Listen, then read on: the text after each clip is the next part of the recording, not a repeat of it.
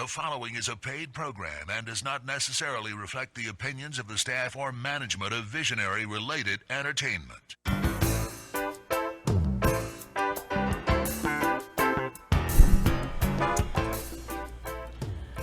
Aloha and welcome to Maui Nonprofit Notes, where each week you will find us talking story with Maui's nonprofit executive directors and staff to find out how they're working to support those with needs within our community.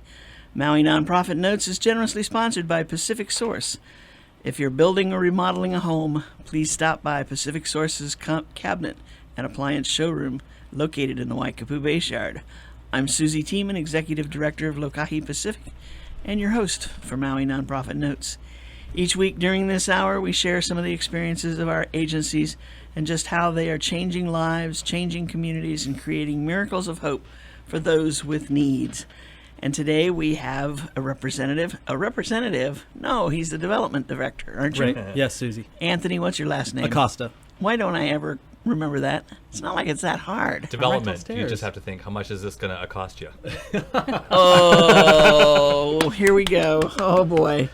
And that voice you hear on the side is Dean Wong, who's the Executive Director of Imua Family Services. And he's going to be on the next half hour, but you'll hear from him from time to time during the first half hour. The peanut gallery.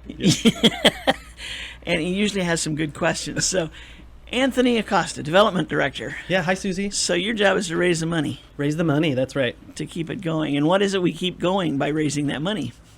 What is it that we keep going? Continued free HIV, Hep C testing, education, prevention here in Maui and for Lanai and Molokai. Okay, so you got to raise a lot of money. We do, yeah. Yeah, now your primary funding source is federal government, right? Yes. Okay, but that never goes far enough, obviously. No, we too, city, county, a few private grants. And then you have some spectacular fundraisers.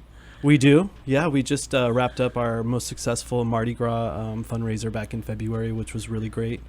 You know, I'm starting to hear that more and more this year. Most successful. It sounds like money is getting loose again, or a little more than it has been over the last few years. Dean, you just had a successful fundraiser. Yeah, 2 of them. I think it's a sign that the economy is allowing for a little more flexibility in spending and supporting.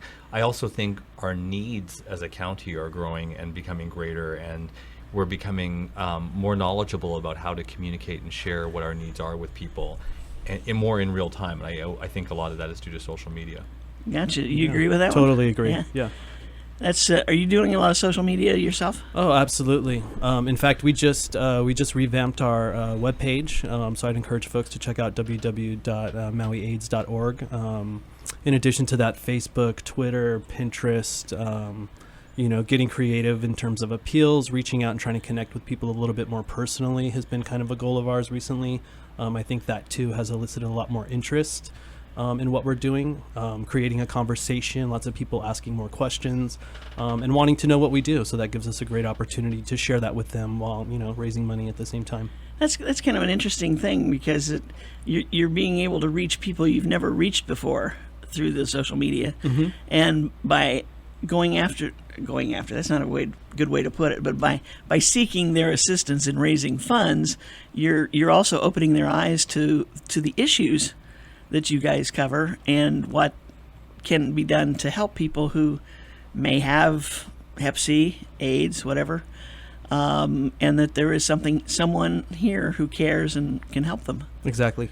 I think also social media is helping to destigmatize some things that have been issues in the past that have been when and where do you talk about certain issues that are relevant and really important to people.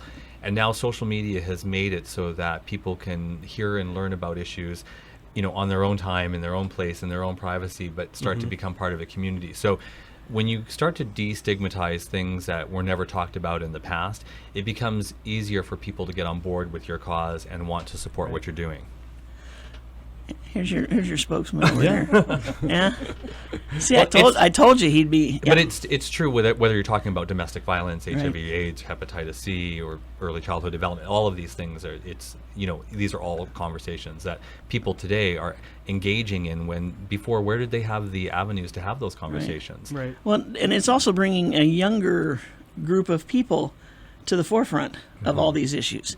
I mean, traditionally, I'm guessing now, totally guessing, that donations traditionally would come from over a certain age group that's older. And I don't know what that number is. I don't know if it's over 35, over 40, over 50, whatever. But with the social media, you're reaching the 25s to 40s who maybe never before thought about donating or being a part of any of these issues. Yeah, and also the expansion of donors themselves has grown in terms of age. With the dawn of technology in the world, which was predominantly happened from a younger generation, not all the money was at the top level, in terms of age anymore. It diversified. There are people that have done well in technology businesses by creating apps now, and some of them aren't even 30 years old. Right. Right. And so I think the donor landscape has enlarged dramatically as a result of the fact that it's not waiting for the Coca-Cola Corporation elders who have the loose change now. Right. There's a broader people of that have more money in the landscape to support their social causes, and I think they look in turn to give back to things that are more street-worthy, relevant, and current. Interesting take. It makes a lot of sense. Yeah, it's why Kickstarter and crowdfunding and things like that, I think, are so popular now too, because it allows people to choose and pick their most immediate concern and make something happen instantly. Right. And most of the folks who have made a tremendous amount of money on the development of these apps and so forth, understand that giving back. I think they do. Yeah. From what we've been able to tell. I mean, there's obviously a lot more people out there who have made a lot of money on it, but for a significant number of them, it becomes I received, you receive. Right. I receive, you I give. Whatever. Anyway, we'll get back to Maui AIDS and the events you've got going on, Anthony. What's coming up? This weekend, Susie, we're hosting our community garage sale up in Kihei. This is our second annual garage sale. It's a huge garage sale. Last year, I think we were able to pull in about $5,000. Wow. 100% of that going back to the organization, to the clients. This year, a little bit different take that we're doing. We're having some music, some baked goods that are kind of hosted by Seascape Restaurant, Maui Ocean Center. The staff there have contacted us and wanted to kind of participate, so they're doing a big bake sale. There's going to be massage there, and then of course, like incredible items, everything that you can imagine: furniture, clothes, for adults, children, infants. Mirrors, housewares, technology, computers, a lot. Anything you can imagine, we'll have there. Now, how did you go about collecting all these items? We've been collecting items for the last month, just reaching out to friends, family, community, folks who have a lot of things that they wanted to get rid of, but get rid of them in a way that was meaningful, and this gave them an opportunity to do that.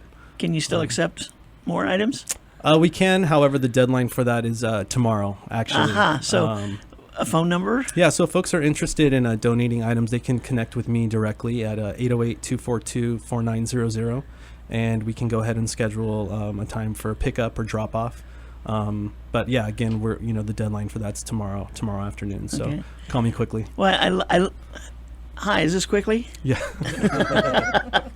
You never know when you throw something out. Somebody might have something that they've been waiting for just the right opportunity to get rid of it as far as they're concerned. But it could be a major item when it comes to a sale. So we put that out there. Even though it's tomorrow afternoon, there's still time for them to give you a call. Again, the number is 808-242-4900. And the actual garage sale will be this Saturday at 8 a.m. For more information on the location of that, you can visit our Facebook page, Maui AIDS Foundation, or you can visit our website to find out exactly. Okay. Yeah. Cool. Starting at 8 o'clock. 8 a.m. And if it's like most garage sales, people will be lined up. I would encourage folks to get there early at 7. Yeah. Okay, great. So You've got some other smaller fundraisers coming up. We do, yeah. In addition to that, we're hosting a dine out at Flatbread Company in Paia, Tuesday, June 2nd at 5 p.m. All proceeds from flatbreads that evening will go to Maui AIDS Foundation. In addition to that, we're also featuring a silent auction that night. So we've been working hard to try and get some really unique, creative silent auction items that folks who are visiting and even folks who are residents can use, can have fun, family oriented, really trying to get, folks a little bit more excited about just coming in and having pizza.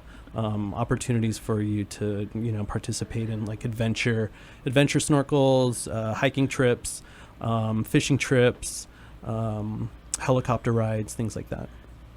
You can go to Camp Imua and get a helicopter ride. Yeah? Okay, we're going to talk about that later. Sorry, I brought that up. Anyway, and zip lines, all kinds of things like that. I don't know if I have a zip line lined up. Here's a shout out. Yeah. Zip line. Yeah, zip line. Call Anthony. Yeah, call me, please. Quickly and please. You got that now. That's right. Okay. I'm waiting for him to say, call me maybe. Anyway, so you've got your hands full dealing with Hep C and AIDS as an agency. We're busy, yeah. There's lots of folks. My understanding is there's still a lot of people out there who have that don't know they have. How do we encourage them to come in and be tested? I think personally from my standpoint, I encourage everybody to just know your status. I think regardless of whether you've participated in risky behavior, getting tested and protecting yourself, your health, as well as that of your partners is critical. So I think what Dean was speaking to earlier about kind of destigmatizing HIV, Hep C, is really just kind of normalizing that, letting, just like we go in for checkups at the doctor or to go get our teeth cleaned, for example, it should be as routine and important as that. And so I kind of in conversation present it that way. Knowing your status is important, and it's something that you should, get checked for every 6 months. Oh, really? Yeah. Even if you're not, the risky behavior piece is not a part of your life, there's still the potential of getting Hep C through other means. Well, I think, if you're having sex or sharing needles, or if there is any possibility of exchange of blood, definitely get tested. Okay. I guess if you're not having sex or you're at risk in terms of that, then may not be as a priority. So every 6 months is a reasonable schedule. Yes. Okay. But it would be good to at least have that first test to make sure you don't have. Absolutely. Now. Absolutely. Right. And testing's free. You can come on down to Maui AIDS Foundation with or without an appointment. Everybody there is incredibly friendly, super, excited about sharing their knowledge, making you feel comfortable, empowering you with knowing your status. I mean, for many folks, that's something that's very scary. They're very fearful of getting tested because of what if the results might be. So we have great counselors whose job it is to kind of put you at ease, test you, empower you with that, knowing your status, and kind of sending you off feeling better. I was going to ask, if you find out that you are positive, what's the next step? And I think you've already answered that with the caseworkers or case managers that you have on staff who will sit down and counsel you right then and there. Right. Yeah. If you do test positive, they'll do an additional test just to ensure that that's actually the correct result. And at that point, they would link you to care. You would get with a case manager who would kind of explain to you what next steps are and how to get connected so you can continue to take care of yourself, get the medical attention that you need and so forth. Now, is Hep C curable? No. No. Is it controllable? Yes. Okay. And the sooner you find out and start controlling it, the easier it is to control.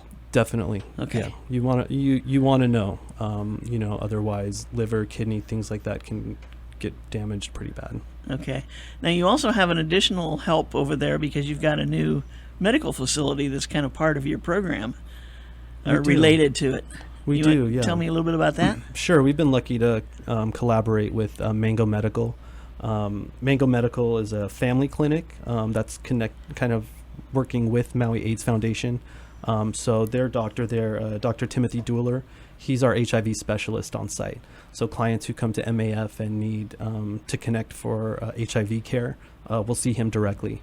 However, as I mentioned, it being a family practice, they also see young children, infants, adults that aren't that don't have issues related to HIV or Hep C.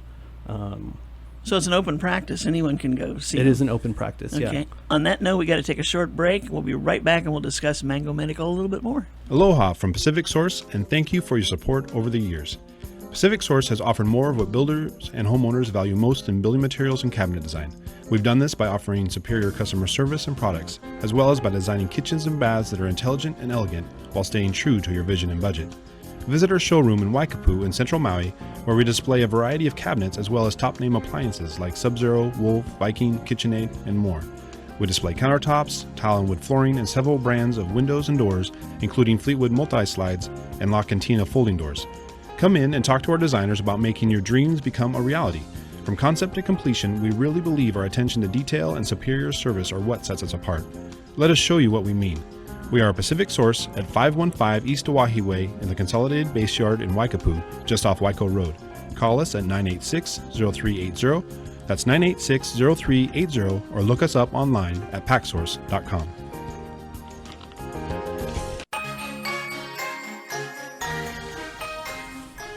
And we are back. This is Maui Nonprofit Notes, your weekly radio show where we talk story with Maui's nonprofit executive directors and their staff to find out how they're helping those with needs in our community. We're talking story with Anthony Acosta. Hi, Susie. I got that, didn't I? You did. Whoa. See? Who's the development director for Maui AIDS Foundation. And he's telling us a little bit about the clinic that is kind of associated with their office. It's an open clinic called Mango Medical. Right. And yes, that's mango the fruit. It's Mango the fruit, yes. Yeah. We're not mispronouncing and we're not slurring over anything. It is mango. It is mango. And actually, he drives a car that's that color, doesn't he? He Or does. something? Or something like that. Something yeah. like, yeah, close to that. Because when I first saw it in the parking lot, I thought, whoa. And then they announced Mango Medical. Like, it's got to be him. That's right. That's Cool. right. Yeah. So now, as an open clinic, anyone can come. Anybody can come. It's open 6 days a week or 5? It's actually open 5 days a week, Monday through Friday, 8 to 5. Okay. They take all insurance except for Kaiser and VA. Okay. Yeah. And is it just walk in, or do they need to call and make an appointment, or? We always encourage folks to make an appointment, Okay. but you can drop in, and if folks are available, they'll help you. Okay. Now, you said he's also your HIV specialist for Maui AIDS. Right. So if someone is diagnosed, confirmed with AIDS or with Hep C, would they see him on a continuous basis after that, or they could see him? To be quite frank, in terms of kind of like sequence of care, I couldn't tell you. Okay. I know that Dr. Dueller, he's in the office about 3 days a week. Okay. So he'll usually, to see him, you do need to make an appointment. Okay. And that's generally to follow up on medication, kind of things like that. Case managers are more concerned with housing, access to food, access to, prescription medicine, anything like that, and that kind of stuff. Okay. Yeah. Okay. So most people would most people go see their own doctor once they've been confirmed as having Hep C? I think they could. I mean, that would be. It's like a discussion they never had with their doctor, but now that they know they have it, will they finally go and talk to their doctor about it and what it means, or are they more afraid to let anybody know they have it? No, we definitely. I mean, if you test positive for Hep C, our main goal is to get you to care. So to get you, what you need to get better, whether that be at Mango Medical Clinic or at your own doctor. Okay. Yeah. And then the counseling that's provided, is that an ongoing thing as much? I mean, can the patients continue to talk to their counselor, or is it limited in sessions, or How does something like that work? Yeah, generally you meet with a counselor to get tested and then to find out your results. After you've received your results, you'll generally link up with a case manager if you've tested positive. Otherwise, the counselor's main goal is to do like harm reduction, sit down with you, kind of listen to your story, talk about ways that you can kind of decrease your risk of transmission, reassure them about their behaviors and about what may have or may have not put them at risk. Do the test, and 20 minutes after, come back with that person, give them the test results, and then from that point determine whether they're negative and need no longer counseling or to be connected to a case manager. So I was just going to say, Yeah. one of the ways I look at this is sort of like the way you would look at any sort of physical condition, whether you're talking about diabetes or heart disease. If you think you're at risk for heart disease or diabetes, you talk to your physician about this, and typically they'll run some tests.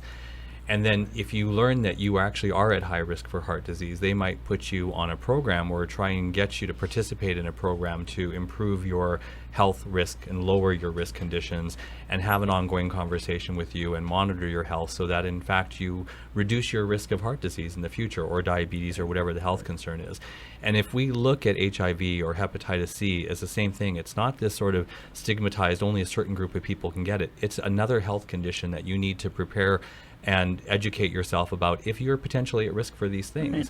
And only by getting the test and having these sit-down conversations can you determine whether you need to monitor or reduce your risk for potentially being impacted by one of these other health conditions. So we just need to treat it like something that you want to be cautious about and know more about and educate yourself about. If you don't know anything about these two things that we're talking about, then you're at risk because you don't have the knowledge behind you Right. to educate yourself and do the safe practices. If you know lots about what we're talking about and you know how to reduce your risk, that's great for you, and you need to continue to pursue those conversations.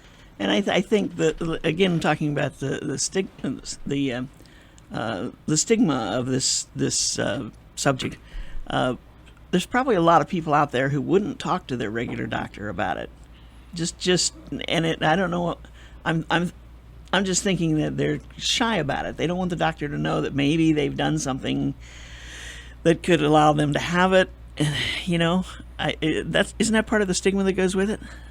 Well, I think there's a some lot people? of shaming involved Okay. in that. And so, I don't think any of us want to feel that way. And so there is that fear, It boils down to the risk factors. If you're potentially at risk for diabetes because you eat too much cheesecake, it's easier to have that discussion with your doctor. How'd you pick cheesecake? Well, because I eat cheesecake.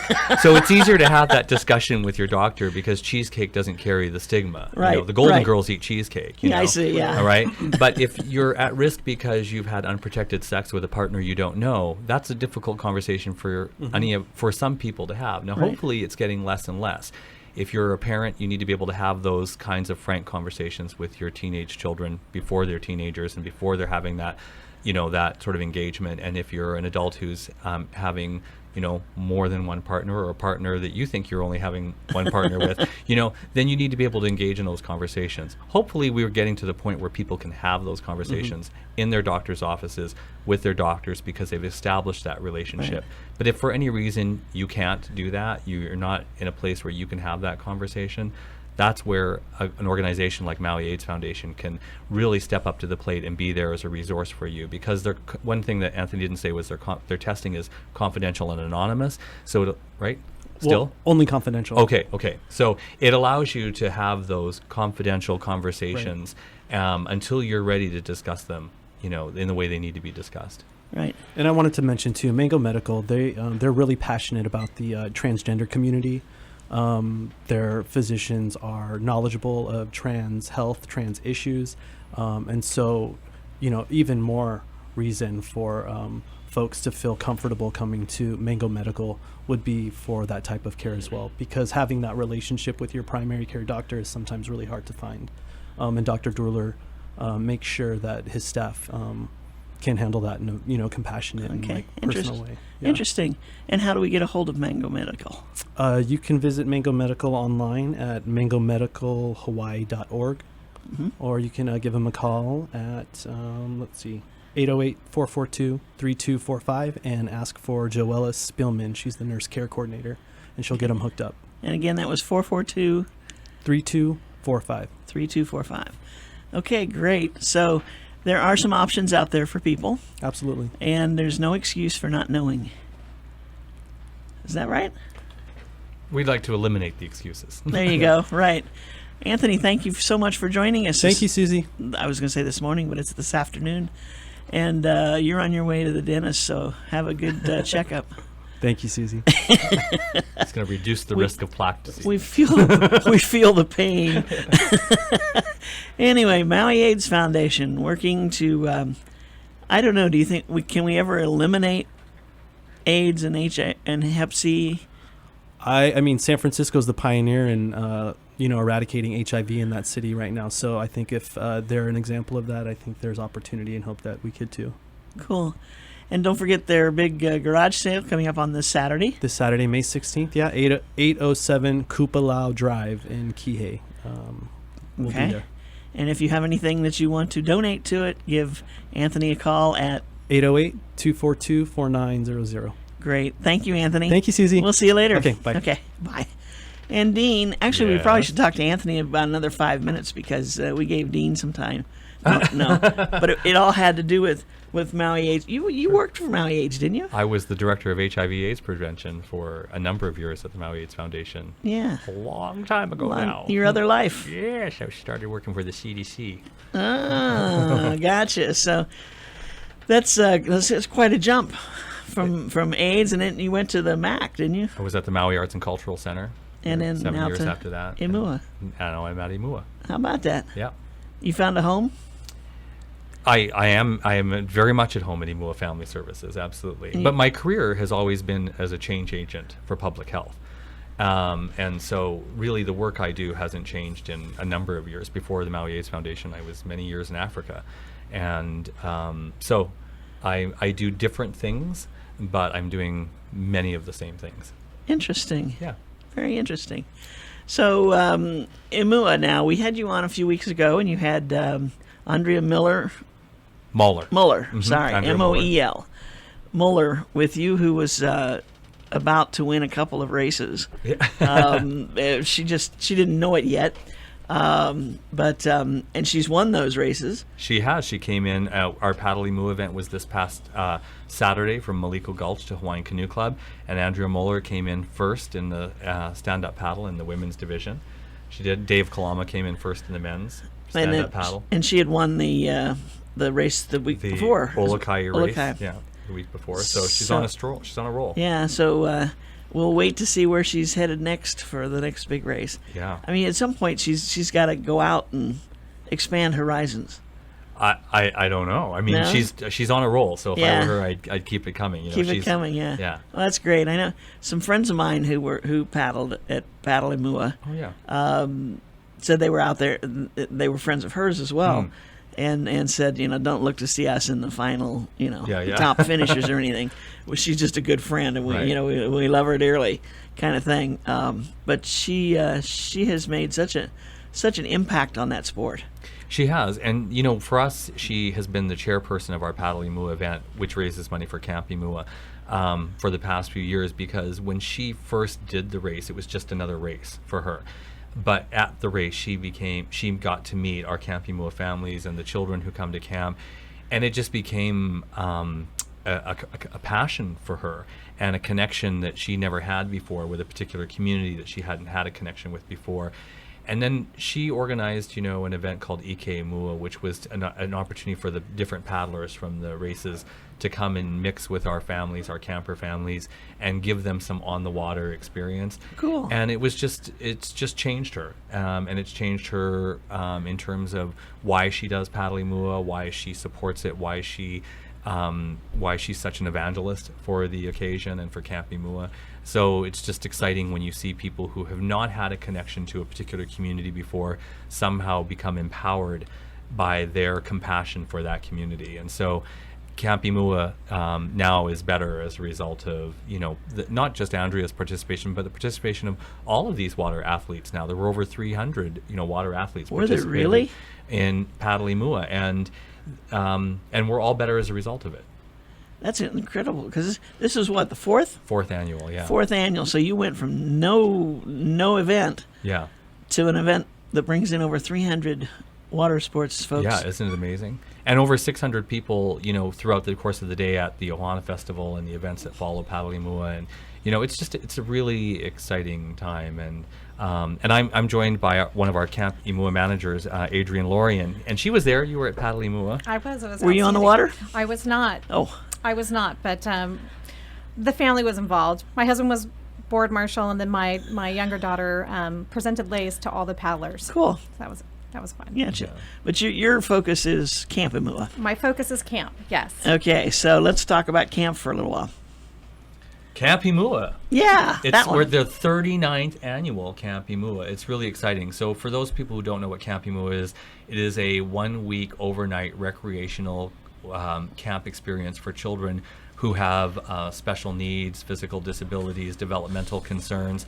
And to be honest, what's exciting about Camp Imua is in 39 years, it really hasn't changed in its core mission as to what it was when it began. Penny Elkin started Camp Imua 39 years ago, and with a core group of volunteers, and camp has been providing that same experience. How many children and how many volunteers it takes to organize camp changes from year to year, but what we do at Camp Imua hasn't changed. And some of the key things about it are that it is recreational. It's not therapeutic in nature, because the kids who come to Camp Imua, they see therapy every day of their lives. And so we really work to give them a week that is really about them having the same kind of camp experience that any typical child would be able to just randomly go to any camp and have. So overnight is also a huge component of it, because these children don't get to be overnight away from home. Because of their physical concerns and conditions and health needs. And so for them to be away from home overnight for a week is monumental. And it's monumental to the parents, because this is a week of respite that they don't ever get to see each year as well. So that sort of just sums up what the mission of Camp Imua is and what it specifically is. And that's why it takes so many people to put this camp on, because for every one of those children, or young adults, actually they are, there has to be all these specialists involved. Yeah, and Adrienne can really speak best to that, because she puts all the teams together. Oh, there you go. Yeah, we're excited to have a lot of high school kids that come out and help out, and we're fortunate that we usually have representatives from each of the schools on Maui, and we all come together, and usually each camper has around 2 or 3 high school kids to really have fun with, to play with, to enjoy activities, to swim, to go horseback riding. So we're fortunate to have a lot of high school kids just love on these special needs campers. So now there must be some training, though, that goes with bringing these high schoolers in, because they have to know what the disability is that each camper has. Yes, we bring them in for a day of training before the campers come in, and we do what if scenarios. What if this happens? What if this happens? What's the best response for it? So they're prepared on what to do, and then plus when we have so much excitement going on that really we don't run into too many problems. It's just a day of a lot of fun, but we do have our campers that are tired and have a fun-filled long day, and really what to do if they have a meltdown or whatever. And our high school kids are learning what to do, where to take them, go to a quiet place, or let's move away from our big crowd and just have a quiet moment. But our high school students are very good, exceptional at taking care of the campers' needs. What an opportunity for these high school. It's life-changing for them. People, We hear about it all the time from them, after camp, when we do our sort of evaluations and talk about what the experience was like for them. Because, in my opening remarks at the leadership training that we do for the campers when they first come, I really talk to them how this is really how they're going to have to leave their egos at the door, because of course when you're a teenager and in those later years, your life really evolves around your needs only. And this is why this is a unique experience. When you suddenly are responsible to be on a care team for a child who has very specific and special concerns, your focus can't be on you and what just happened on your Facebook page. Your focus has to be on that camper and what their needs are, whether it's helping them to get to the bathroom, helping them get cleaned up from the bathroom, getting up several times in the middle of the night, eating food, not eating peanuts, whatever their conditions need to be that have to be cared for. And the reason there's 2 or 3 on a team is because they have to sort of switch it a little bit, take some breaks, get away from it, come back to it. It's 24/7, so it's an ongoing care process. Then you also have the professionals there just in case. Yeah, nurses Yes. on staff, lifeguards, camp managers. All they have a lot of support system there. So Right. yeah, they're not left to their own devices by any means, and everything is organized. All the events are organized throughout the day, so they're moving as part of an organized group. Gotcha. Yeah. We're talking about Camp Imua with Dean Wong and Andrea Adrian. Adrian Lorian. There's something about that name. Well, we were Adrian talking about Lorian. Andrea Muller. No, but I mean, whatever. We'll think about it over the break. We'll be right Aloha back. from Pacific Source, and thank you for your support over the years.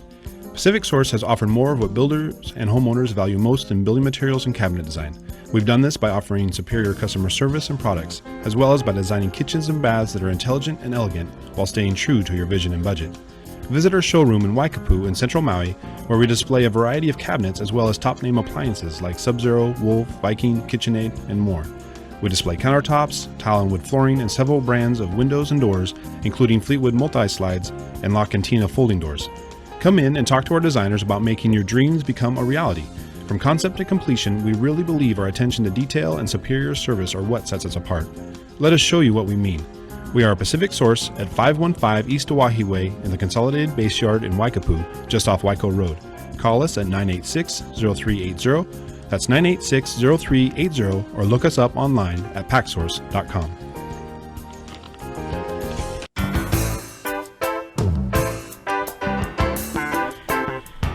And we're back. This is Maui Nonprofit Notes, talking story. This half of the program with Dean Wong and Adrian. no, don't tell me. Okay. Adrian Lauren.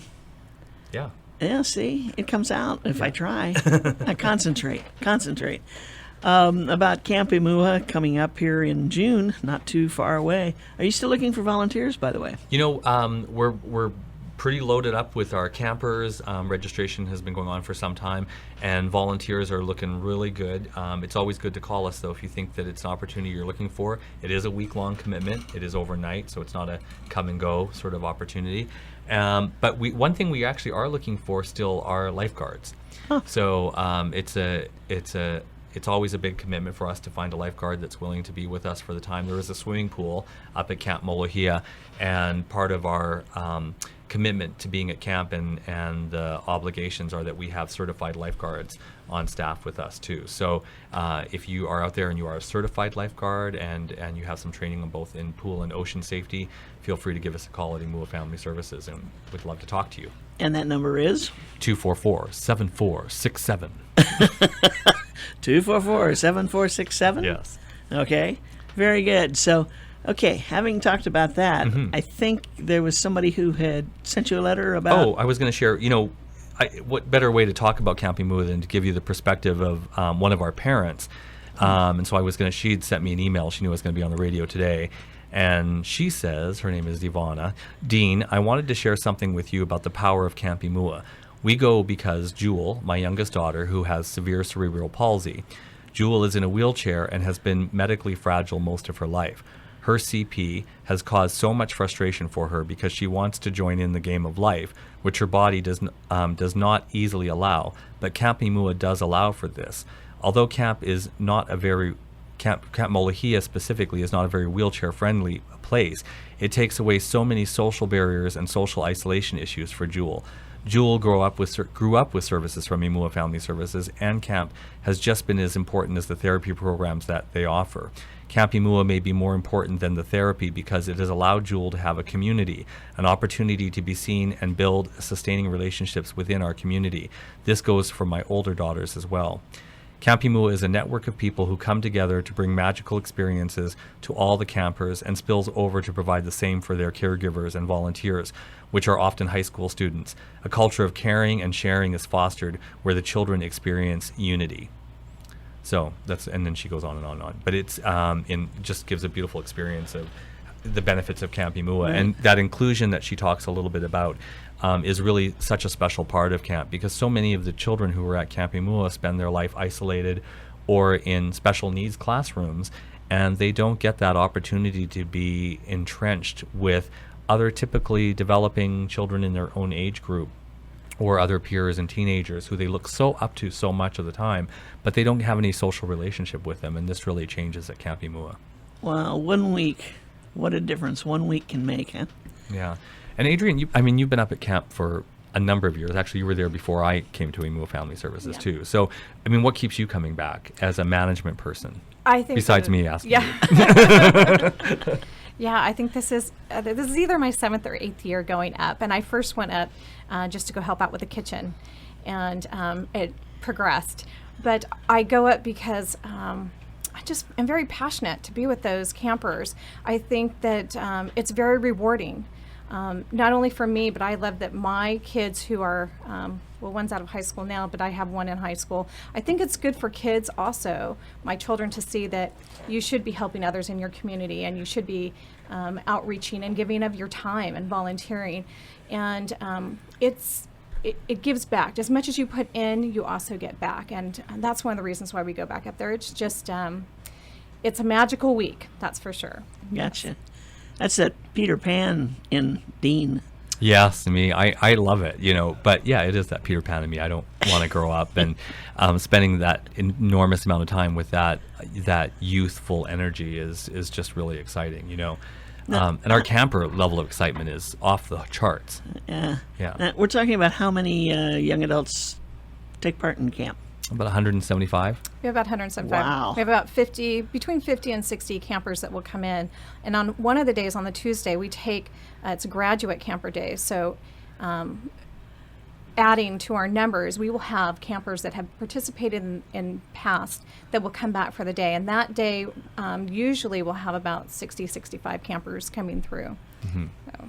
And our relationship to how many campers we have and how many caregivers is the variable that we work on.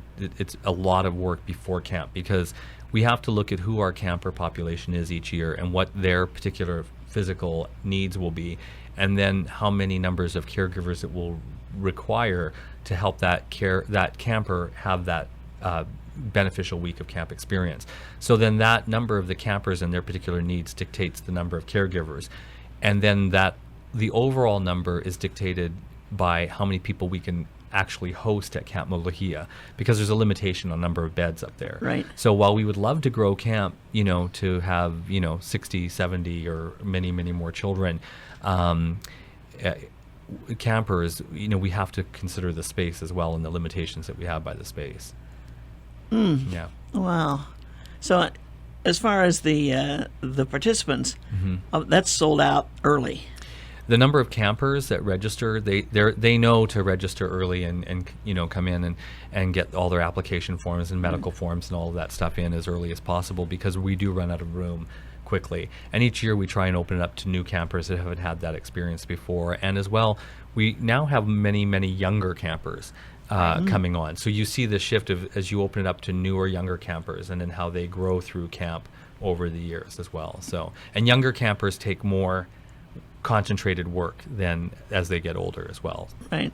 Now, is there a charge for them to go to this camp? The camp is free to campers entirely, Wow, and that it that's provides incredible. their overnight experience and all of their meals, and also to the caregiver teams. Now, we do try and engage all of our caregivers and volunteers in some component of fundraising for camp, because it's really expensive to put camp on, Sure. as you can imagine, for that many people and that much food for that period of time. And if they can participate in fundraising for camp, great. And if not, it doesn't mean that they can't participate at all. So some people just have the ability to do that within their communities, and some people don't. So, Right. yeah. Wow. Now, do the volunteers, a lot of the volunteers come back year after year? Repeatedly. I mean, Yes. Adrian can talk to that probably more. We were just talking about one family of girls who comes back every year. Yeah, we're excited. It's also really nice. It's almost like a little reunion. We're all back together. We're all there to focus on our campers, and it's exciting to see everybody again and to catch up. Yeah. We also see as people who come to camp for the first time and volunteer might come back repeatedly. Oftentimes they go out and pursue careers in a capacity that was my that, next question. Yeah. that they can actually work and help other children with special needs and different concerns. We see it all the time, and even I've had social workers that we hired at Imua Family Services, and their first experience with us was Camp Imua as a volunteer. Isn't that something? It is. I mean, that's just unbelievable. Well, not unbelievable, but that's just got to say a lot for this program. Yeah. That they would go on do the educational piece, because it's not easy to come back as a worker. You've got to take the schooling that goes with it. Absolutely. So that it's more than just the love of trying to help the children. Yeah. And Camp Imua is, I always say this when I'm up there, especially on our last night, we do a big luau. It is a community-packed event. You know, the whole week there are so many participants from our community that contribute to Camp Imua with in-kind sponsorships and donations, from produce, from lettuces to tomatoes and carrots and things that we pick up at farms grown here every single day, to, Adrian, you're going to have to help me here, to the obvious things like helicopter tours and the zip lines and the surfing experiences and the horseback riding and the ice cream that gets donated for ice cream nights. I mean, it just goes on and on. Kaanapali Beach Hotel does this big luau feast for us on the last night of camp with all the parents. And I mean, it really, every single day is just filled with people in this community who step forward to help the process of Camp Imua. It's completely magical. I mean, it's got to be almost a nightmare for you folks just organizing this thing. But the fact that, if each one helps a little, it's not a big burden to them. Correct. But you put it all together, and it creates this wonderful week. Right. For these almost, what are we talking about, 150 people? About 200. About 200 people. Yeah. And in the kitchen, I mean, you've got a full kitchen staff obviously working if you're getting fresh produce and things like that. We do. To we fix. We have John Cadman, outstanding, him and his wife Danielle. They volunteer their time. They come up there with getting donations coming in, and outstanding. They put a lot into it. They bring their whole family up, and these are the founders of Pono Pies. Ah, Yeah. yes. gotcha. Incredible. Okay. So now a lot of your camp participants have special needs as far as food. Yes. And so A lot of dietary you're, concerns. You're catering Yes. to the needs of them on an individual basis. It's not just here's lunch. Right. Right. I mean, even our caregivers have some dietary concerns too, but he's experienced it managing a big kitchen like this with several times a day that we're providing food. But these are the details that are really, the nightmare that you talked about before in terms of organizing camp really boils down to the details. And it's like we really have to look at the needs of every single individual camper before we consent to their coming to camp, and know that we can meet their needs physically, emotionally, mentally, physically, all of the different elements of it. And you saw in that one email that yes, Camp Mulahia is not necessarily a wheelchair-friendly environment. So what does that mean? It means that we have to make sure there's a care team in place for that camper that can help that child be as mobile as possible and be at every single activity. Wow. And then you've got the activities that aren't held there, where you transport them other places. Now I assume Right. that's by bus Yes. or some means, because you're at the beach. We go to Olawalu. We get Right. to use the estates there. It's beautiful, and we do what we can. We have a big group that'll come in. We also transport up to Pi'iholo and do the zip line. Mm-hmm. So we have a couple things, but we're prepared for it. We're ready for them, and if they end up not wanting to do zip line, then we have other activities. We have animal therapy. We also have the Tango Tower that they let us use. So. A Tango Tower? The Tango Tower is what they call it. So if you don't want to zip, you get to do the Tango Tower, which is like climbing up to the top of the tower, doing a rope obstacle course. There's lots of activities that we have planned. So it does, depending on whatever their ability level is, we will have something for everyone. That's interesting. Now, from year to year, like you said, you've got some campers that come back year after year. Is there a potential that their activity level can increase from one year to the next, where they can do more? Well, that's the goal, I think, with any. Of course, children are always developing, and their goal Right. is that their ability level is going to change throughout the course of their life just naturally. And sometimes that's true for some of our kids who come up to camp, and they literally, we'd love to see it, that they could just go on and to live a completely typical developing lifestyle. But then there are some whose abilities actually regress as well, right? So there's both ends of the spectrum, or some that stabilize. They reach a certain development at a certain age of their life, and that is literally maybe where they're going to stay stabilized. But I could see for some child that comes to camp and is their goal is to someday be able to do that activity. The zip line. Yeah, or whatever it might be.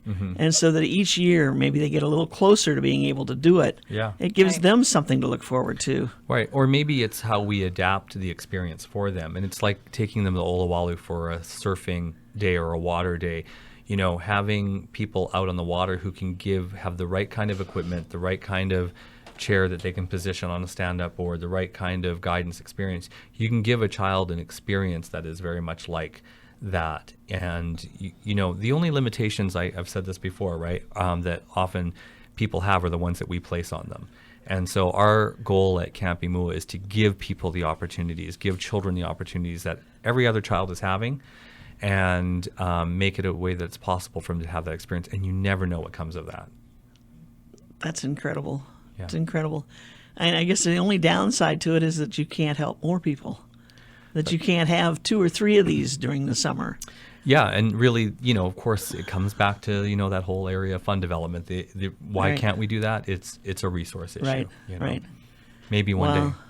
Resource both people and financial.